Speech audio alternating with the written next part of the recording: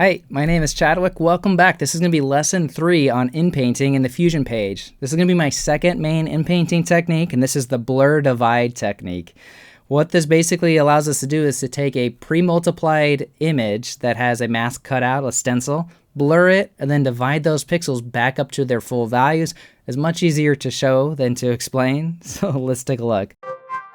The reason I'm showing you 3 techniques is because the same technique doesn't work on all shots, so then you're armed with all the options that I know of to do procedural paint in the Fusion page. So after our planar tracked image, we're gonna cut a patch, a stencil out from this logo right here. So we're not gonna use the paint tool for this method. I'm gonna park it on our reference frame. The planar tracker's reference frame can be found at steady time, and I had chosen the last frame in this footage we're working with, so frame 1122.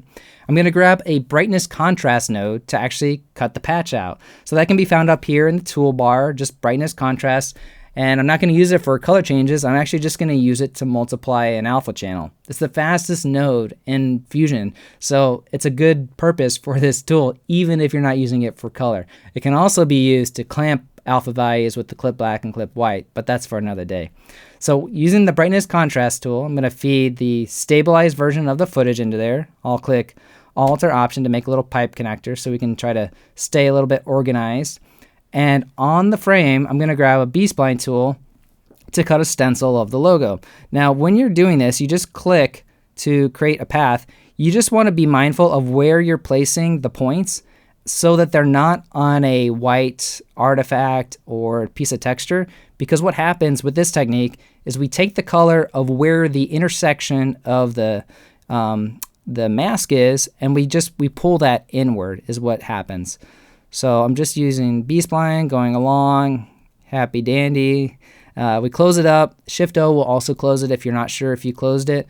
And then because I don't need animation, I come to the inspector, I right-click where the words where it says right-click here for shape animation, and I disable it. I remove the accidental possibility that I animate this roto shape over time because I don't need to. I stabilize the frame. So come down to remove B-spline 1 polyline.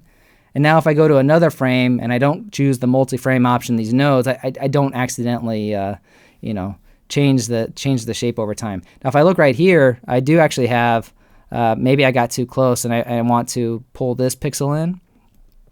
That would be one thing to think about. In fact, I probably would clone this image before getting to this stage. In fact, let's just do that because this value here is going to get pushed and mess up the blur divide. So while yes, this is just about a blur divide technique, I do need to do a little pre-step to this one. And so after this dot node, I'm going to add a paint node just to do a little bit of clone stamping like we had done in the past lesson. So paint node is loaded. We go to stroke mode, which is painting on all frames. We talked about this in the last lesson, so go back if you missed that one. And I'll choose the clone mode over here. I'll choose snap offset, which locks in the pixels, so I don't have any subsample filtering extra that I don't need. I will command drag to make my stroke a little bit larger. I'll hit Option, or it's Alt, to set my source position, and then I'm going to hold O for my overlay so that I can line up this line exactly where I want and get a preview before I actually start to paint. So let's say we want to start right there, and then I click down and just paint up that bottom just a little bit, and I release O before I stop stroking it. That did not sound quite like I wanted. And if I ever needed to adjust this, maybe I had this offset set incorrectly. The great thing about using the stroke mode in the paint tool is you can come back to the modifiers and I can come and adjust it. Now it always adds a new stroke after, like you're gonna do another stroke afterwards. I don't need that one, so I'm just clicking in this area by where it says stroke 45, hitting delete, and this is the stroke that's actually doing the cloning. You can come back over here afterwards and you can adjust the offset position. So if I needed to, I could hold Command and change the vertical height to fix that if it was off. But in this case, it wasn't. I just want to show you, you've got the editability. Oh, it helps if you turn it on. If you need to fine tune that position, like maybe you didn't click quite right. That's the nice thing about using the modifiers that are held within the regular stroke paint tool. Anyways, that's enough. we've cleaned up this shape enough so that I could probably actually come back to this B-spline now, select those points down there, and actually pull from an area that's a more likely color, right? So to stencil this out, what I'm going to do is plug this into the brightness contrast. Once it's plugged into the brightness contrast node, I'm going to turn on the alpha channel, and I'm going to decrease the gain. This is the fastest way to cut a stencil in Fusion, is to use the brightness contrast, turn on alpha, turn gain to 0. Lots of other ways to do it. This is the way that I think makes a lot of sense. Now what we're going to do is use a blur, and then we're going to use a channel booleans to divide the blurred pixels that are going to move inwards. So the way that works is after brightness contrast, I'll grab a blur tool. And after the blur tool, I'm going to grab a channel booleans from the toolbar. This channel booleans operation is going to be set to divide. So we're dividing everything by the alpha channel is the idea. So onto the red channel is going to be divide by alpha. The green channel is divide by alpha. Blue channel is divide by alpha. And the alpha is going to divide by alpha. And what this does is it removes the pre-multiplication in any of the semi-transparent areas. Well, we haven't seen anything happen yet. So what's going to happen when I load this into the viewer? It was brought in. What was actually bringing it in? Well, it's the blur value that's actually bringing it in. So if you come back to the blur tool, increase this, it's actually inpainting or infilling just using some very basic math. Now, I want to point out one thing that you might be seeing if you followed along and you rendered out a 16-bit EXR.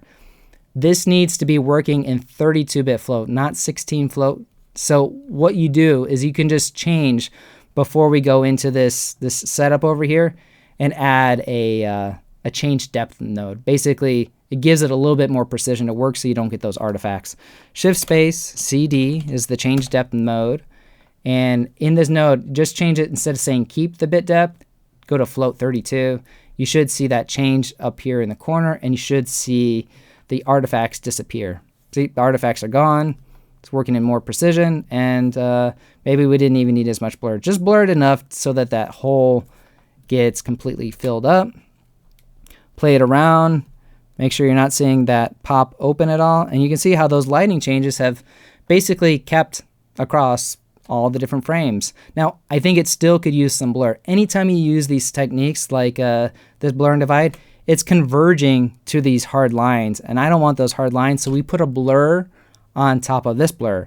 And we might just use the directional blur that we had done in the smear technique because it's already done. So I'll just copy that directional blur, Command-C, come over here, Command-V, link that one up.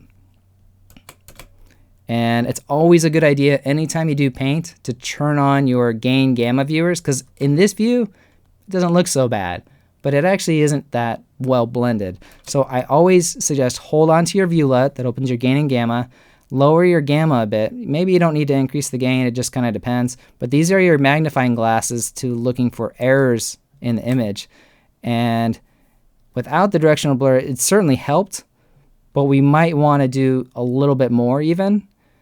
Or you might even do a blur before this. So you might do a little blur just to take some of the edge off of those pixels before, and then a directional blur. The main idea is I'm just focused on trying to keep the color consistent across all these. And then in episode 5, or course lesson 5, we're going to talk about how we actually extract this to place back on top and then add the texture. But we'll call this good for this one today. If you reset these back to normal, it's not terrible.